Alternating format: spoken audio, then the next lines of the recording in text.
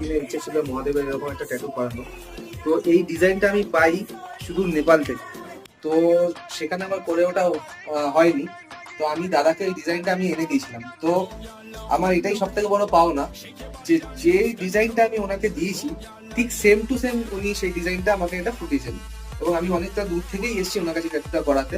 এবং আমি এই ট্যাটুটা করিয়ে প্রথমে আমি মানে করানোর আগে আমি প্রচন্ড ভয় পাচ্ছিলাম যে লাগবে, হয়তো অনেকে আমার ভয় দেখিয়েছিল যে লাগবে, করাতে হবে না। কিন্তু আমি এখানে এসে দেখলাম যে দাদা যা হাতে গল্প করতে করতে বা ফোন দেখতে দেখতে বা চাকে দেখে দেখে ট্যাটু করে নেওয়া হবে। তো আপনার এখানে আসুন, আপনাদেরও ঠিক সেম ফিলিংসই হবে। আমি কোনো কথা বাড়িয়ে বলছি না বা কমিয়ে বলছি না বা কেউ আমাকে বলেও দেয়নি। আমি আমার নিজের যেটা মনে হয়েছে আমি আপনাদের সামনে সেটা বললাম।